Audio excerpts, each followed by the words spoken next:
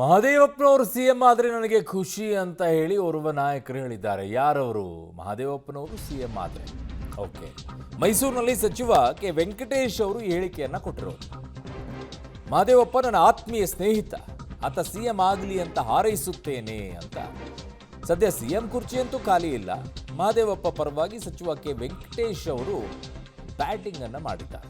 ಮಾಡಬಹುದು, ಸ್ನೇಹಿತರಾಗಿ ಮಾಡಬಹುದು, ಆತ್ಮೀಯರಾಗಿ ಮಾಡಬಹುದು, ಅಭಿಮಾನಿಯಾಗಿ ಮಾಡಬಹುದು, ಅದರಲ್ಲಿ ತಪ್ಪೇನಿದೆ?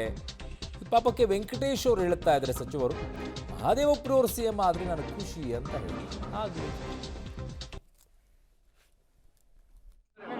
ಮಹದೇವಪ್ಪ ನನಗೆ ಆತ್ಮೀಯ ಸ್ನೇಹಿತ, ಅವ್ನು ಮುಖ್ಯಮಂತ್ರಿಯವರು ಸಂತೋಷ.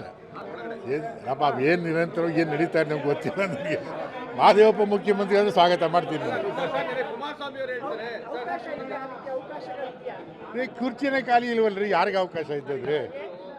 ಅಲ್ಲಪ್ಪ, ಕುರ್ಚಿ ಖಾಲಿ ಆದಮೇಲೆ ದಲಿತರು, ಲಿಂಗಾಯತರು, ಒಕ್ಕಲಿಗರು, ಕುರುಬರು ಯಾರು ಕುರ್ಚಿ ಖಾಲಿ ಆದಮೇಲೆ ನೋಡ್ಬೋದು. ಕುರ್ಚಿನೇ ಖಾಲಿ ಇಲ್ವಲ್ಲಪ್ಪ, ಕುರ್ಚಿ ಹಾಳಾದ್ಮೇಲೆ ನೋಡೋಣ. ಆಮೇಲೆ ಮಹದೇವಪ್ಪ ನನಗೆ ಆತ್ಮೀಯ ಸ್ನೇಹಿತ, ಅವ್ನು ಮುಖ್ಯಮಂತ್ರಿಯವರು ಸಂತೋಷ. ಏನು ನಿರಂತರ ಏನು ನಡೀತಾ ಇದೆ ನಮ್ಗೆ ಗೊತ್ತಿಲ್ಲ. ನನಗೆ ಮಹದೇವ